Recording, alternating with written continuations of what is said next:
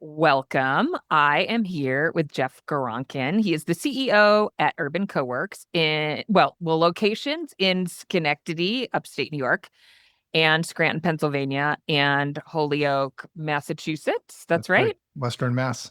Yes. Okay. And Jeff immediately is one of my favorites because he's an upstate New Yorker. I have my annual pilgrimage planned for next week. And I got to see Jeff at his Schenectady location. I guess it's a couple years ago now. In a few years, it was before we opened up our Pennsylvania location. Right. I think you were working on it. Yeah, but you have a beautiful building in Schenectady. And then, yeah, I wanted to kind of talk about your strategy and why Scranton. But first, you've had like two careers before co-working and lots of, Couple. yeah. I was looking at your LinkedIn because I was trying to remember your backstory and I was like, oh, right. So, give us like the short version of your life and how you ended up in in Well, co-working in I've been on, Schenectady. okay, in co-working, we can stick with that. Yeah, so I've had quite the zigzag career path. I am an Totally. entrepreneur. I love Yeah. entrepreneurship. And while I have been, I started in college with my first company, but I kind of migrated into corporate America, migrated out, back, Totally. back to my Zigzagging, root. that's not gonna work. I gotta do my own Exactly. thing. So I would say, my whole co-working journey began in Schenectady, New York. So Susan Bardak is my partner in life and business. Okay. And we started a marketing company together, strategic marketing. Her background is in PR. She Okay. was on the assignment desk for one of the local TV stations out in the area. So she knows a lot about PR. Okay. My background was in business development, Wait, and your undergrad's in biology. I'm just and saying. Okay. exactly. Yeah. And I've had my career involved biotech, nanotech, Yeah. Okay. and entrepreneurship. Go follow. Cool. Yes. Whatever. Yeah. So anyway, so we started this marketing firm and we needed a place to have an office. And we looked at Schenectady, New York, and this was quite a few years ago. I would say 2012,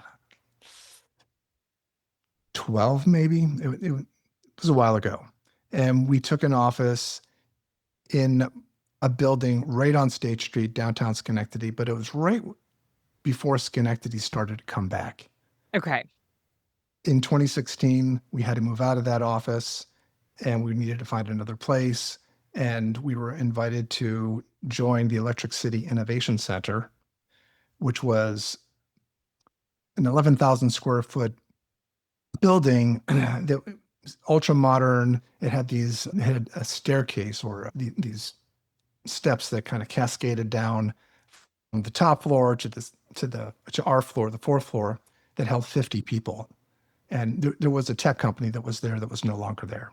So they turned it into this innovation center, and it was founded by a group of retired GE folks. A year later, they didn't want to continue it. And I had fallen in love with the co-working aspect of that business. So And it was that's like where a it year, began. and they were like, "Okay, we're out." It was about a Yeah. year. Yeah. Okay. Wow.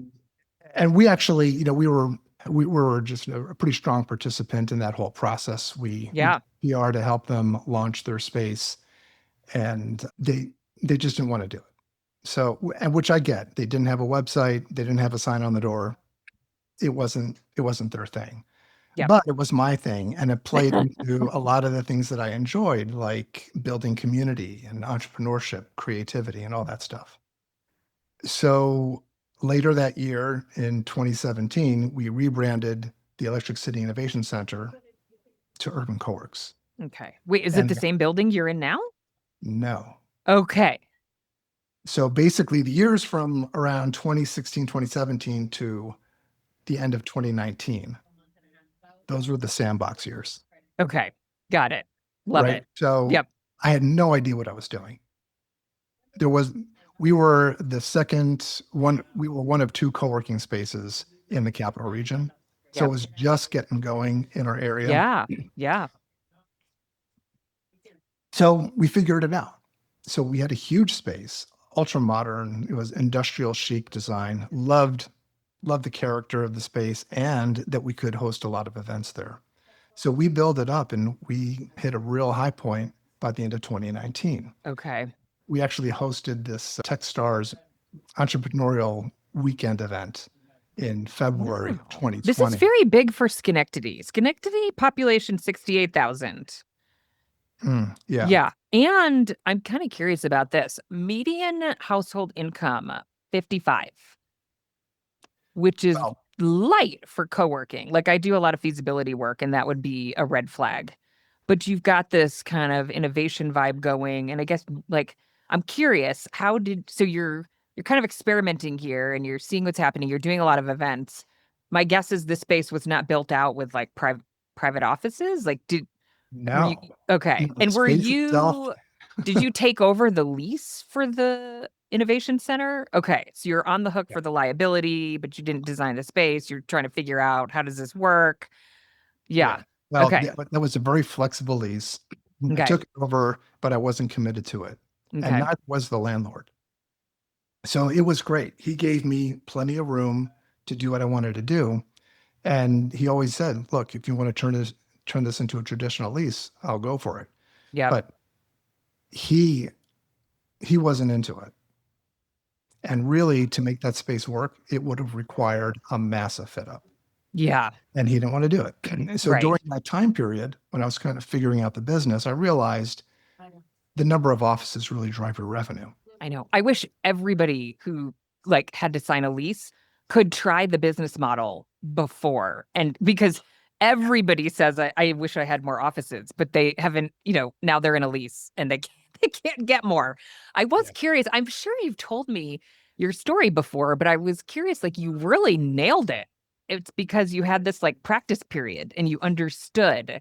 I had a dry Okay, run. yeah, you had a dry run before you had to do your own build out and sign your Yeah. own lease. Okay, got it. So, which was great. I felt very fortunate. But even so, even though I went through that process, we ended up moving a block away. Yeah, okay. And Into um, another fantastic building. I mean, again, for Schenectady, it's a beautiful yeah, building. Yeah. well, it was renovated. So that building was built in 1950 for IBM, Huh.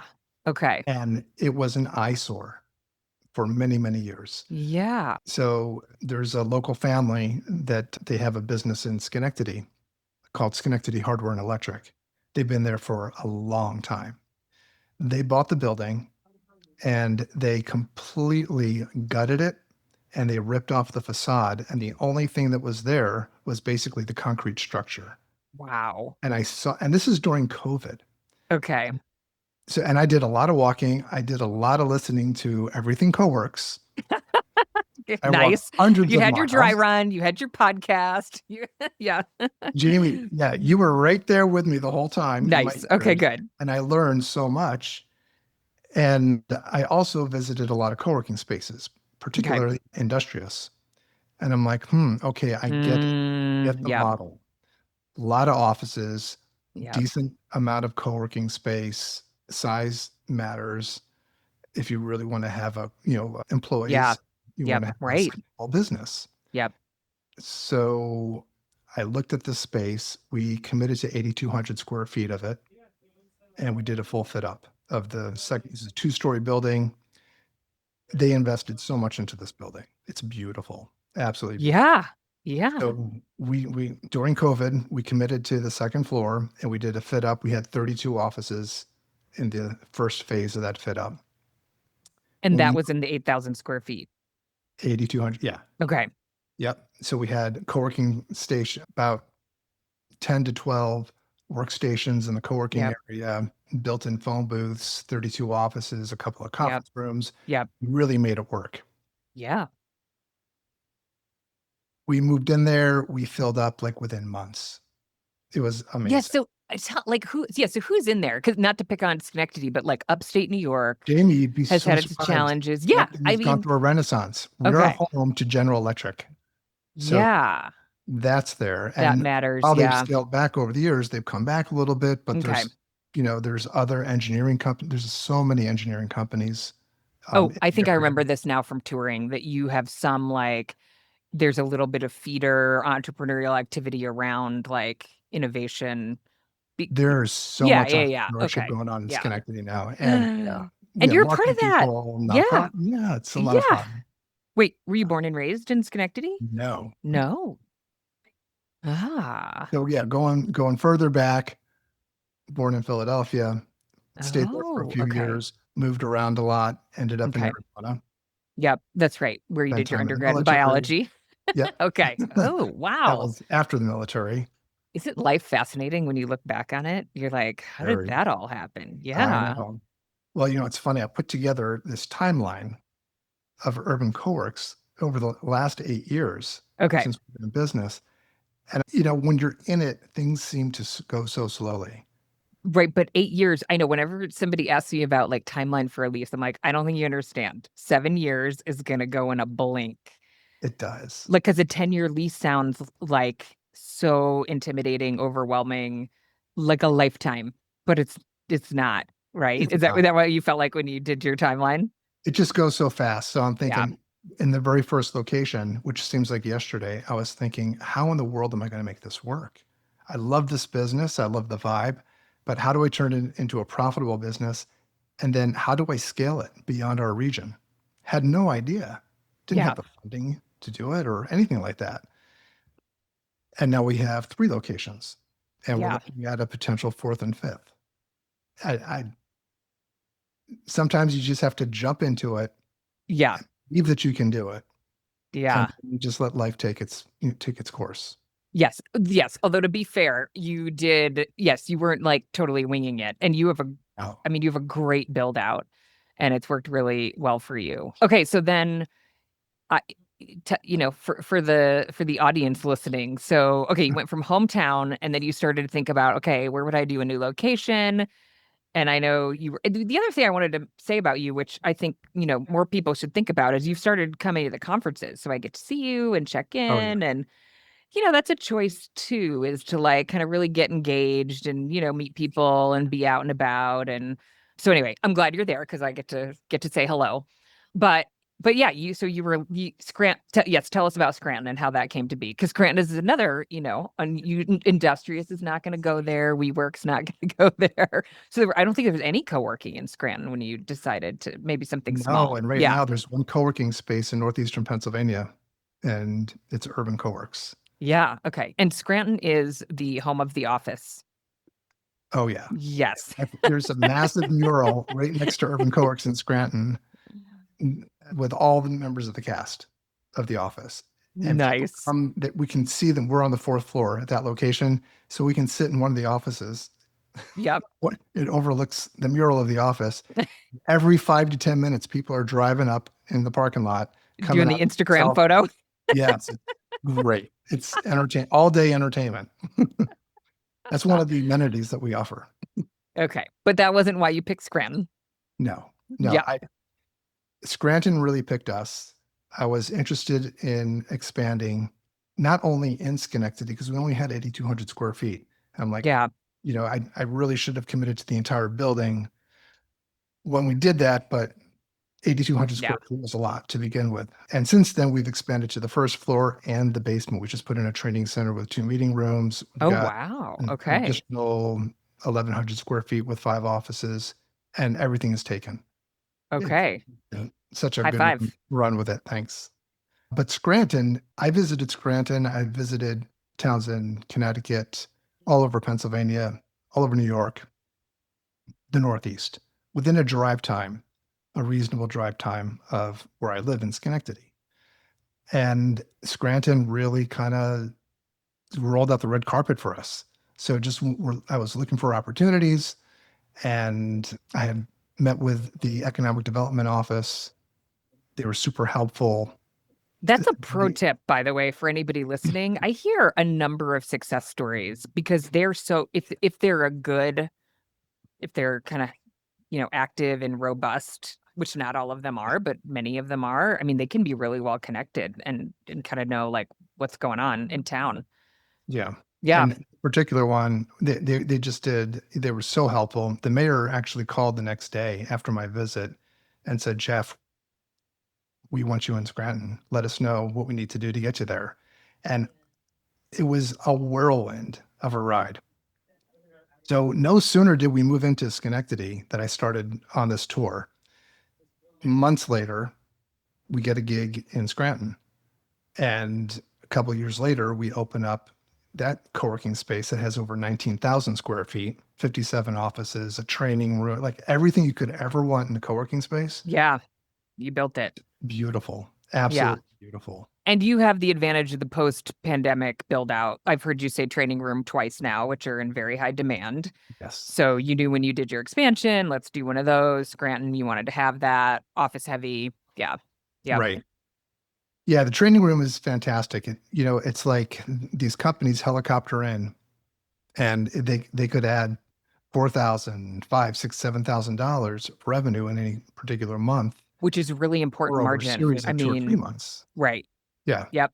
And the fit up costs are relatively low, Yeah. right? It's a You just large have to be open space. confident. You just have to place the bet that the demand's going to be there because Yeah, otherwise it's sitting there and it's not monetizable. So, right. yep, And totally. it's funny too, because now that we're looking at opening additional locations, I'm like, how important is the training? Because it's a big space. It's It's a big, additional square it's footage that you have to commit totally, to. yeah. But Yeah. it's also a nice competitive advantage if you have the advantage of the new build out to put it in because pre-pandemic spaces don't have it. They don't have bigger meeting rooms because And they it's yeah, don't. too risky. Yeah. Yeah. And our space in Holyoke doesn't have our space in Holyoke, we moved into an existing co-working space. Yep. And it was a great opportunity. It was there. We opened that up in February of this year. And it is limiting because we do a lot of external bookings of our meeting rooms, but they can only accommodate, maybe 25 to 30 people. Okay. That's pushing it. And what about your training rooms? What's the capacity in Scranton, for example? Scranton, we can get like, depending on the configuration, up Yeah. to 50 people. Okay. And Yeah. Nice. in Schenectady, Yeah. that configuration can realistically get 75 people. Wow. Okay. Very It's cool. Big huge. Yeah. groups. Yeah. Yeah. Okay. Your Schenectady location is a lease, a long-term lease? That is correct. Okay. And then Same with Scranton. Scranton's a lease, but did the landlord do the build out? Yeah. So the landlord did the fit up. We committed to all the furniture. Okay. So It was FF&E a and the lot. lease. Yeah. I mean, 19,000 square feet. Yeah. Nicely furnished is Yeah. an investment in itself. I know, but we were talking before we started recording. I mean, it's a major undertaking to finance the build out of a space. So if you can get into a location that really wants you to be there and get some help with a build out, then yeah. And that's what And I to would definitely encourage people to do, but it's tough. You have to take that risk. You have to say, I'm committing to a lease. And we do our leases are, I don't know how typical they are in the business, but we do a base rent and revenue share. oh, interesting. Yeah, not And we, that and not we do that a lot typical. of reporting every month. Yeah, okay. So there's tons of reporting that goes on. Interesting. For And both locations. for all three For all locations, three locations, base rent and then revenue share. Interesting. And the base rent is below market? most of the time. Okay. And most But of the time, we don't pay base rent. yeah, Yeah, we you're actually over. don't pay base rent. Yeah, it's all Okay. over. Interesting. And it gives, it helps the landlord. And I mean, anyone that's listening to this, Because the goal is sort of, I'm just guessing the goal is to help them get back what they put into the build out. Like they're correct. taking the risk on the build out, but then they're hoping they get it back along the way. Yeah. I mean, if you can get a landlord to agree to that. So you're giving up That's some of your not easy. upside. Yeah. Yeah. Yeah. Totally. No, I can't imagine that it's easy. I mean, I see this all the time because I do a lot of work on projects, with landlords and pro forma. And if they don't really want the project, then it's so tempting to sit and wait for the traditional tenant because the build out is really expensive. Because you put in, did you say 80 offices in Scranton and 19,000 feet? No, it's Oh, actually it's 57 offices, 57. Okay. but there's a lot of other meeting rooms Still, and things like that. It's a lot. 57 offices is an expensive build out, Yeah, and that's class not going to system. another tenant if it doesn't Right. work. And so that landlord has to just be on board. Wait, and so what was the city's involvement in that project? So they wanted you there. What was their support? They helped with financing, and we were able to secure grants.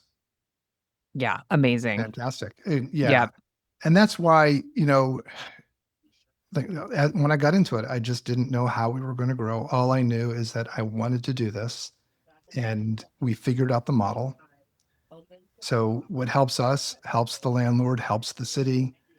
But as long as you're going to a place that really wants you, that needs co-working, yeah, there's opportunity. But if yeah, you're like in a major metropolitan area yep, and it and there's competition and all that, yeah.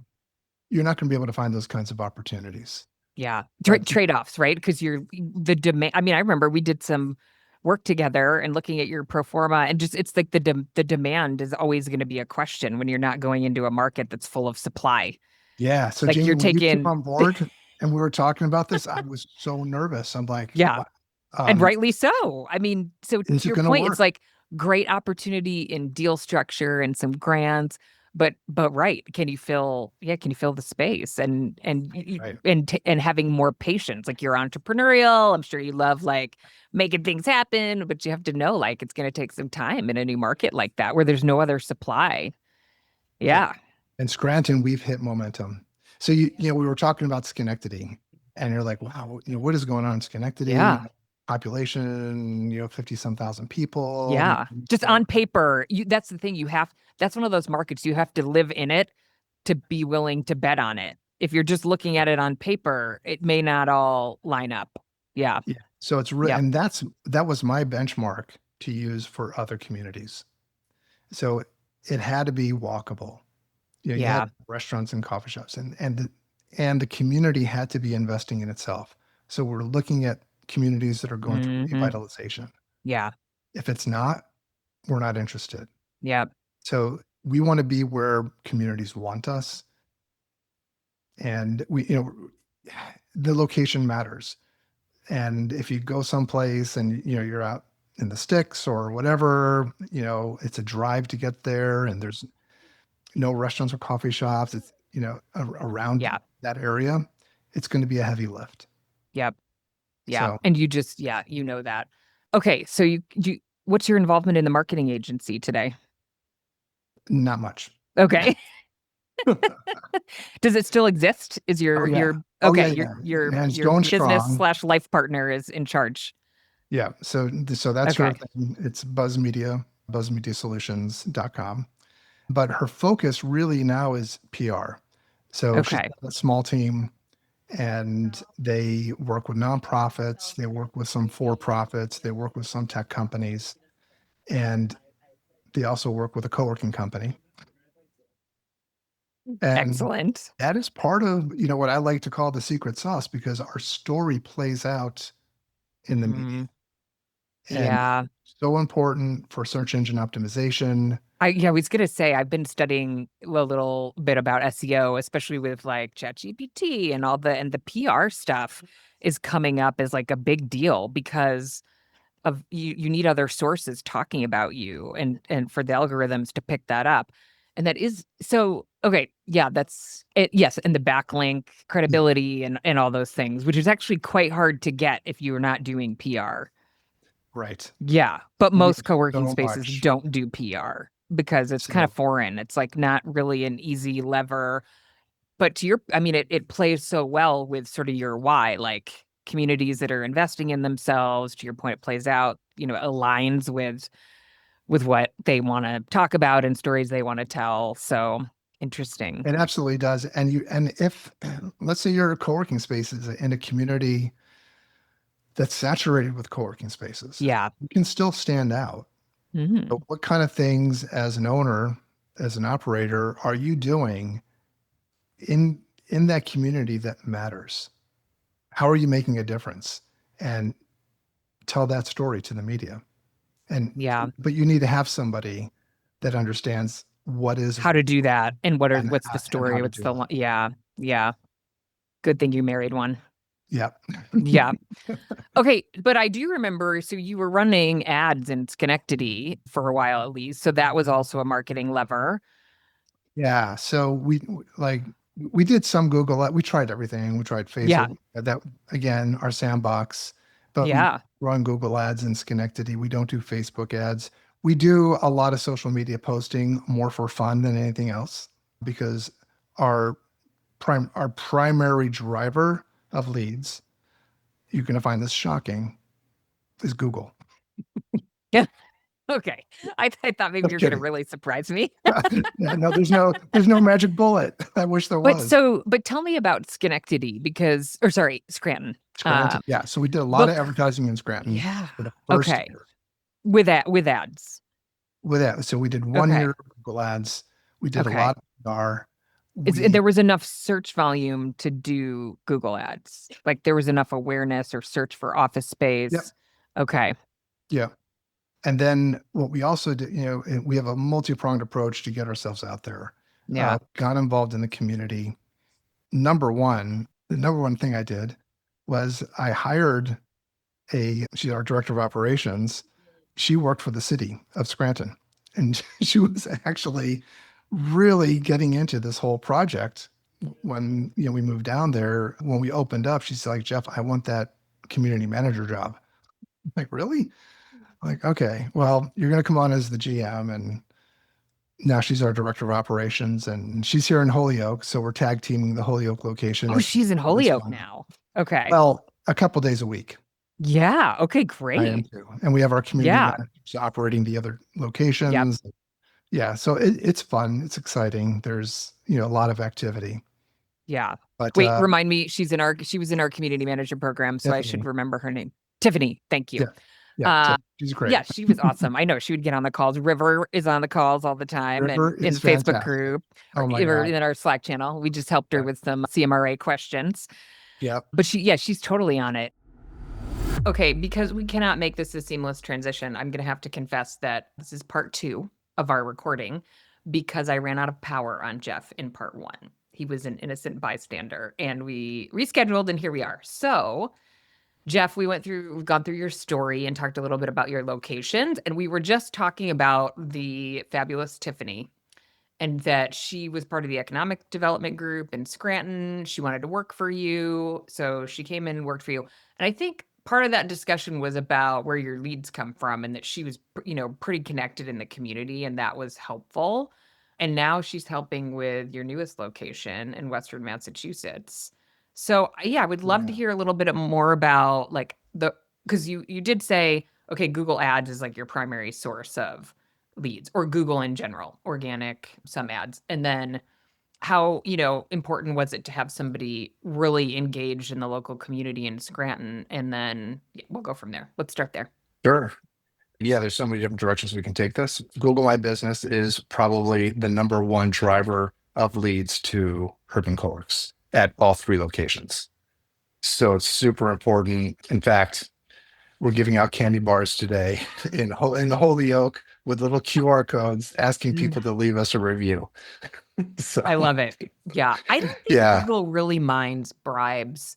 People will say Google will get suspicious if you see like a lot of reviews come through at the same time, but we run once a year the review challenge in the community manager program, and we never yeah, have problems. And we'll have community managers get like 70 reviews in a couple of weeks. Yeah. yeah, It's good to space it yeah, out. But also I love the bribe. Little yeah. chocolate never hurts. Bribing's good. Yeah. So we just give them a candy bar. We ask them to think about urban coworkers as they're enjoying their chocolate. Nice. It's great. And QR code hint hint. Yeah, exactly. But yeah, so Tiffany came on board with us right before we actually opened up in Scranton.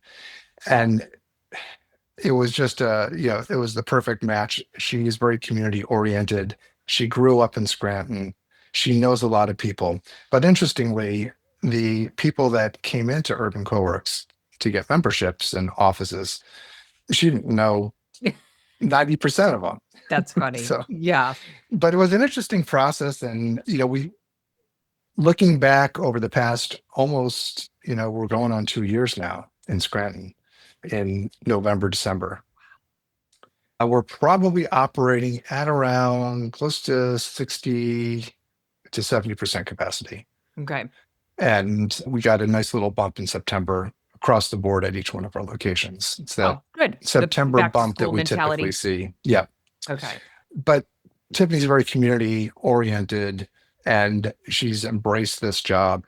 She's done such a good job working with our members and she's great with contracts and she's great with the numbers Yeah. and She's doing like a those. great, well-rounded manager. Yeah. Yeah. Yeah. So it's been great. It's been a very good experience. And we've got currently some very committed community managers. We have River in Scranton, and we have Brittany, who just came on board with us in Yep. Schenectady, very passionate about the job. And they're also very good with members and follow through. It's just so important that you hire the right person. Yeah. Super critical. I recommend taking your time with it just to make sure you get that right person in there. I mean, you've been doing this for a while, so you have hired a number of people. So how do you get a Well, sense? our first Yeah. community manager, I'm going to call her out, Okay. Kristen. I don't know. And I think you may have talked to Kristen at one point, but she was with us for almost 6 years.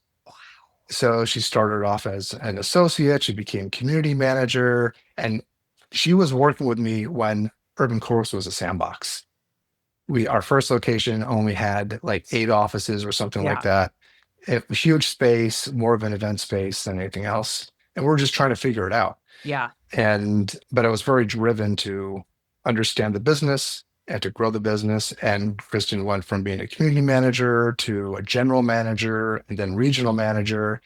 And then just little over a year ago, or is it almost 2 years, she got offered a job by one of our members, Fortune 500 company. And it didn't bother me at all because she had really risen the ranks at Urban Coworks and they could offer her so much more than I could ever offer her. She is now in the corner office at Urban Coworks. So she's still there. That is And a great story. it's great. And she's a resource for our community managers who come on board who are new. And she's great. She's not, so it's really important just to get the right people. 100%. Yeah. I Yeah. mean, that's incredible. And also, yeah, you get community managers oftentimes when they're at that sort of formative time in their life where they're still learning and growing and they may not stay with you forever, but to see them go to a member and, right, like find kind of their next role, which is kind of upward mobility for them, it's great training. I love that. Yeah. Yeah. Yeah. So for me, what I'd like to do, because I'm kind of driven to grow this organization. And my goal is to grow it fast enough to offer our Mm, folks a yeah. chance to further their career within Urban Coworks. But I do realize that there's limitations and I can only take it so far. Yeah. So I'm never offended if anybody wants to leave. Yep. It's painful if Yes. that happens, Yep. but we can roll with that. Yeah. But I do want Urban Coworks to be an opportunity for folks that are interested in a career in hospitality. Yeah. What are some of the things you're putting in place as you expand? Because now you're at 3 locations. So you've got Tiffany like working on, what are the things you put in place so that when someone leaves or you open a new location, like we got this. Right. There's a lot of things that we're looking at currently in terms of processes. And before you started recording, we talked about the CRM. So important because 3 locations, we Yeah. have 3 times the number of leads coming through, and we have to manage those to make sure that everything is being processed properly. So we're looking into kind of more of a holistic platform where we can manage the whole lifetime of that lead. Yep. Currently, we don't do it that way.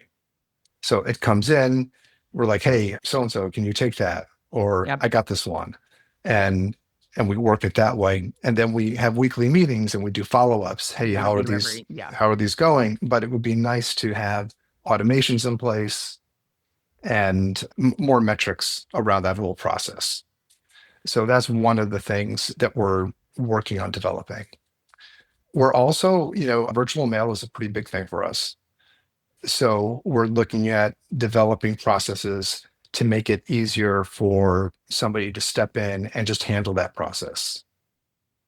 Not so easy. Music to my ears. I totally believe Yeah. in that. Anybody who complains, I'm like, well, then just give it to someone else, right? Like, because you can Yeah. have SOPs for that. That is totally outsourceable when you Yeah. get to the Oh, point where right. that makes sense. Yeah.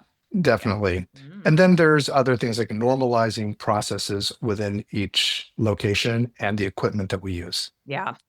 Yep. That makes sense. So yeah, so those are all the things that we're kind of looking at. So, do you have Tiffany in sort of like a little bit of like a launch role? Like, so how far is Holyoke for her from home? Yeah, so I'm not afraid to drive. So our first location was in Schenectady, second location Scranton. Yep. It's 3 hours from Schenectady, and I have an apartment there as well. So I was bouncing back and forth between Pennsylvania and New York.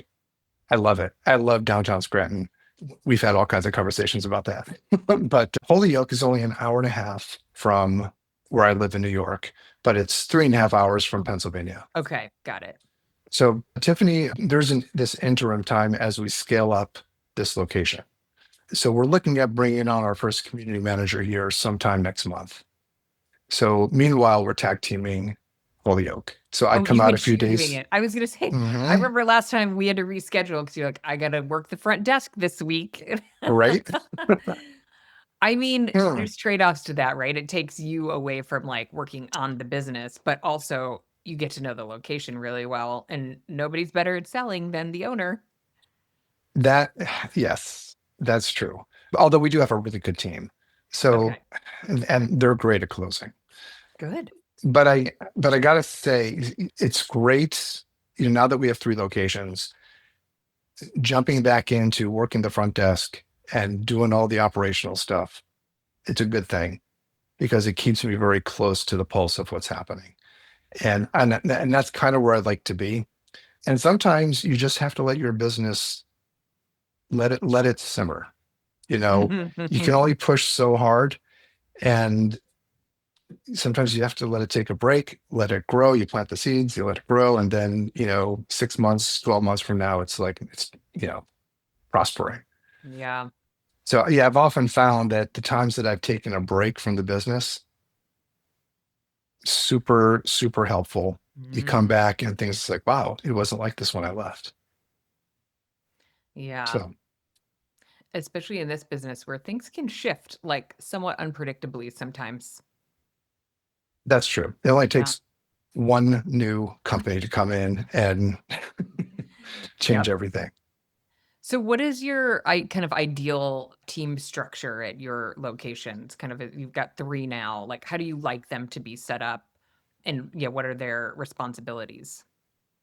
Yeah. So we have a community manager at each location, and soon in Holyoke, Tiffany, director of operations, and myself. And the two of us tag team situation. So if somebody does need to call out, we do have another company, Buzz Media, Yeah. and that company does public relations work, mostly for community-based organizations, nonprofits, some tech companies. Those folks will often jump in for us in a pinch, Oh, nice. which is really nice. Totally. Yeah. Yes. I So my hat's off actually, to yeah. them. Yeah. Appreciate that. Their Yeah. flexibility. They're like, okay, we'll Yes. do it. Yes. Like, what's an example? Like, they'll sit at the front desk. What do they do? Right. So in Schenectady in particular, we're locked down. We have a Ring doorbell and we have a Keysy system. Yep. We have psychologists at that space and they see a lot of patients. And we have other, our meeting rooms get used quite a bit. So we have a lot of folks coming in to use the meeting rooms throughout the day. The Ring doorbell goes off all day long.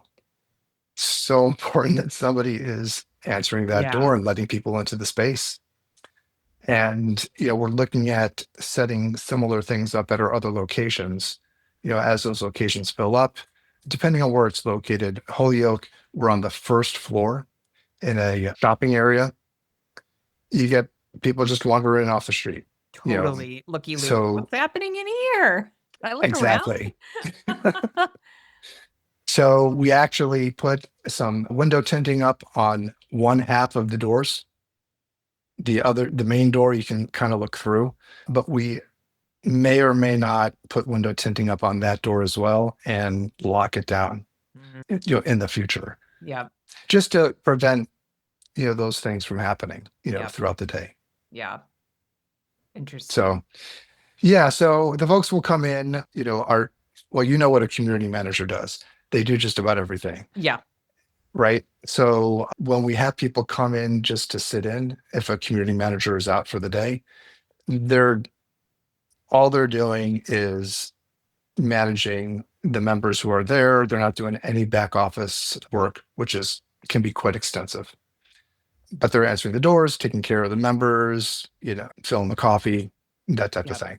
Totally. The Yeah, stuff that the like makes the business printers, tick. Yeah, exactly. Right. all that stuff. Yep. There's a ton of value in that. I love yeah, like the separate business that can flex a little bit that's not necessarily incremental payroll because everybody needs the stand-ins or the extra help once in a Right. while. Yep. Or even for It smaller spaces. I've encountered operators recently who like have a small business. I'm like, that's brilliant because if you have an office manager for, you can kind of double dip a little bit. Because the super staff, helpful. yeah, totally. Okay, and then how do you so you've got Tiffany and then you have a location manager or And just that's one it. at We each are location? just Okay. one. At one point, we had 1.5 people at our New York location. We have Tiffany, who's based in Pennsylvania, plus we have River. So Yep. there's 2 people there. Eventually, I don't know. I'm experimenting with, looking, researching at this point, different options to assist that person at the front desk, Yep. because they're not really just at the front desk, right? They're They're not. doing Yep. so many things. Right. Tours, Yeah. coffee, conference rooms, all the things. Yeah. Right, right. Yep. So it would be nice to have somebody or something available to people as they come in. Yeah. Yeah. All the time. Yeah. Yeah. Especially I know the professional service folks who see clients. Somebody I was talking to a group that I work with and they were thinking about a chiropractor. And I was like, if I remember correctly, those appointments are like 15 minutes a piece. I don't think you want a chiropractor, like, because then you'd have to greet their clients, right? Like nonstop all day long. I was like, All you day got to think long. about that. Yeah. Yeah, because for that one little office that they're getting, they get a disproportionate amount of value. Yeah. Exactly. And then the interruptions for the front desk. It's like, look, your head's popping up like every I mean, because that's a real thing too that Yeah. community managers struggle with. It's like the constant like task switching and I mean, you can't, it's really hard to It's like if they avoid it. don't have ADD when they start the job, Totally. they definitely have it afterwards. Yes. Yep. I work with, so I think that I love the like, right. What can you do to get creative to have somebody sitting at the front desk? Is it, an ambassador program? Is it because adding staff to just do kind of those basic tasks like hits your margin hard and then Yeah. and that person doesn't have to be like really highly trained to your point on the back end stuff like somebody has to know Yeah. all the systems even that I work with a person who owns a building in a midwestern city and he has everything managed offsite like he has a virtual assistant who's not in the country who does all the Mm. onboarding offboarding all the follow-up like in the crm all of it. So he's somebody on site, but they're not doing all the admin work, which is Oh, that's also, great. yeah, also a possibility and a way to kind of offload, the load on the community manager. So I think, yeah, people Yeah, can there's get all kinds of creative. ways of doing it. And we're really starting to, kind of think about that stuff, as we grow, both, within each location and beyond. Yeah. Okay, so now that you've done a fair amount of hiring, what do you have a way that you screen for the person who is both personable and likable by the members and will follow your systems and follow up with leads? Because this is like the conundrum, right? It's a lead acquisition business. Like you always have to be filling space. So you need Yes. somebody like And it's maybe Tiffany does some of that. Yeah. So tell me, how much of the lead follow up does your location team do, and then how do you screen for? I love to empower our people at each location to do everything. And because if you don't, you could get that attitude like, oh, well, that's not my job. Yeah. That's somebody else's job. And it may be somebody else's job, but you don't want that attitude. Yeah. You want the kind of person who will jump into anything, regardless of what it is, and get the job done. That's the kind of character that we're looking for when we're going through the interview process. There was this website that I had gone to quite a few years ago. My attorney had recommended it to me when we hired our first community manager, Kristen. And it was called Hire Authority, HIRE Authority. And it was an online course on how to identify people who are going to be high achievers. It was a really interesting class. And going through that now a few times, going through that hiring process, there's a certain type of person that we're looking for that is interested in hospitality, that's detail oriented, that can really, whose resumes and attitude aligns with the job of community manager. That's what we look for. So Tiffany and I, in this last couple of rounds, when we've hired some people, she looks at a different criteria than I do, but ultimately we're looking for the same kind of person, right? We're looking for that person that's going to engage and maybe not be so dependent upon us to get the job done. We want them to be independent. Yeah. So critical, especially when you're Yeah. looking to grow, because you can't be the bottleneck to everything and every decision. Right. Hmm. Right. Yeah. Yeah. Yeah. Super And important. as an owner, you have to have that mindset if you want to grow. I mean, it just depends on what your goals are. So Right. you're putting systems in place so that they're equipped to make the decisions they need to make and to have that ownership. Absolutely. Yeah. Mm. Yeah.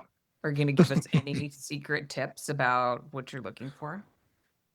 In terms of an employee. Yeah, like is it just a sort of compilation of criteria? Like how do you like that sort of ownership, like high achiever is not like how do yeah, what evidence So, are you looking for? I mean, great question. And because, we don't always bat 1,000, Yeah, yeah, yeah. right? But I think what you're really trying to do is find that person that's going to be interactive with you in that interview. You only have like one or two times face to face Yeah. with that person, and you don't want to be emotional about the decision. You want to be critical, and you also want to make sure that that person is aligned with that job description. If it's completely fine to hire somebody who whose experience is outside of the scope of community manager, but they have to want to they have to want to go in that direction of that job. And if they don't, you don't want to, spend a couple of months training them and getting them and all informed about your processes and everything like that, and then having them go someplace else. Right. You want them at least for a couple of years. Yeah. So there is no secret sauce. I'm sorry to say, but you're you're gonna know you're gonna know if they interview right. I mean, one of the things that I look for is a cover letter and a thank you. Mhm. And these days, I'm starting to loosen that up a little bit because hardly anybody provides cover letters anymore, Yeah. and it's rare that somebody says thank you. Yeah. Interesting. I don't know. I don't understand it, but Yeah. I uh, think those two culturally, things yeah. really that grabs me. If somebody really wants the job, if you're talking to Yeah. them and they fit the bill. If you're walking around showing them the space and they're saying hi to the members before you even hire them, wow, that's great. And if they're making suggestions on how to change things up, love it. Love it. They're taking ownership. Yeah. Yeah. Right. And engaging right away, which to your point is, yeah, so invaluable. That's funny. The cover, I know times are changing. They are. And I feel like indeed that's the primary place where people go Yep. to look for jobs and to look for applicants. Those algorithms really encourage people to apply to as many jobs as Yeah. possible. And it kind of dehumanizes that whole process. 100%. I mean, to your point, you can see sort of why they have that expectation sort of. It's like the culture of the platform is hit the button, apply, hit the button, apply. Yeah. And then how do you sort of fight through that noise as an employer to say, no, I need you to slow, like, if you're really interested in me, write me a cover letter, right? And then I'm gonna expect, yeah, yep, Yeah. Why do you want to work for this company? yeah, Yeah. Let me know. yeah. Yeah. And unemployment's pretty high among young people right now. It's like 11%, for Is it? newer people. So they probably also have just like a little bit of desperation around, apply, apply. Right. Yeah, challenging, but you want to get Yeah. to know a little bit about something before you spend the time interviewing. Yeah. And you definitely want to take your time. You may be wanting to fill that position as quickly as you can, Yes. but I wouldn't settle. Yeah. Make sure that you get that person that you really believe is in alignment with that job. Yeah. I mean, they can really make or break your business in a particular location. Yeah. So, Yeah. And yeah. do everything you can to keep them. Yeah. Okay, so you are on your third location. I did just notice you took over this new location. It has 6 Google reviews, so hopefully those candy bars work. Oh, Did you have one of to? them came in today. Nice. Did you have to? You had to start fresh with the Google business listing? Yes, we did. Everything Painful. was brand new. Painful. Okay. Yeah. Okay. Well, what are a couple of things that you've learned along the way that are is kind of part of your DNA going forward as you open new locations or look for new locations? Yeah. So when we started, our first location, downtown area, urban area, walkable, restaurants, coffee shops, everything in, just steps away. In Schenectady, we are like right in the center, right next to City Hall and right on a pedestrian walkway. It's a great location. Mm-hmm. And that's what I started looking for the second location. That's part of our brand. And, we're not a suburban type brand, and there's plenty of successful co-working spaces out in the suburbs. But I like to position us as part of being a participant in the revitalization of downtown urban areas. That's where my passion is. I love being able to start with a building that was built in 1900 or 1950 or whatever and do the demo and do the fit up. It and do it to the specifications that match our brand. Our third location wasn't like that.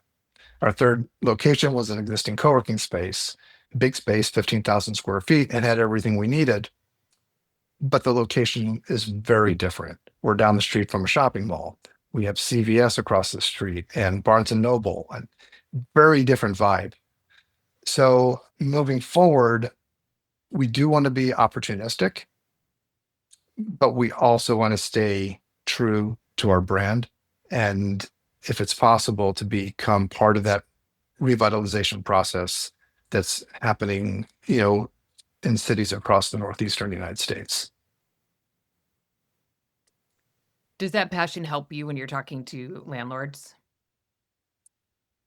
Yes, it does. When we're talking to landlords and when we're talking to local economic development Yeah. people, Yeah. because we really want to matter in a community. We don't want to be one of many. Yeah. I do believe it's challenging to be the first mover in a market, but long term, there's a lot of stability in that. Yeah. Yeah. So yeah, I mean, it's fun. What we're doing is, it's really a lot of fun opening these locations, being active participants in the community, and being that place where people just want to come to work. Yeah. Fun and Yeah, rewarding. yeah, it's great. Keep doing it till it's not. Exactly. Exactly. Yeah. So we'll see. I'm not rushing to open up the next location, but I would like to have a few options in the pipeline, Yeah. you know, for the next couple of years. Good. I like it. And And they take a long time to open up. I yeah. mean, it's amazing the whole Mhm. process that it goes through. Mhm. Yeah. But, doing a takeover, you can do something like that and open up in a couple of months.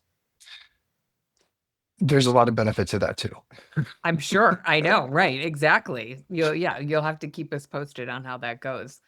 Yeah. Okay, perfect. Thank you for taking the Yeah. time to do part two and to tell us the story. And yeah, we'll have to do it again. Wonderful. More updates. That's great. Well, thanks for having me on board Yeah. twice now in one episode. Yeah, So exactly. I appreciate it. We'll count it as two. Uh, Wonderful. yeah, and thanks for putting your team in our program. I love getting to know your team every time a new face shows up. I'm like, oh, Urban Coworks. Oh Yay. yeah, they love Yeah. it. Yeah, they really enjoy it. Yeah, it's such a great community and good and really important for new community managers too. I think it gives them a grounding and a built-in peer group. So they have It you, really they have does. yeah. Yeah, having them participate, especially, sometimes they've never heard of co-working before, and that experience it's a deep dive into the business within the space and the industry. So, and it gets them connected to other people, Yeah. so they can understand what's going on. Yeah. Yeah, it's a great experience, and I appreciate you offering that. Yeah. No, Yeah, it's a thank you. great offering. Yeah. Thank you. Awesome. Yeah. Until next time, Jeff. Yep. Thanks, Jamie.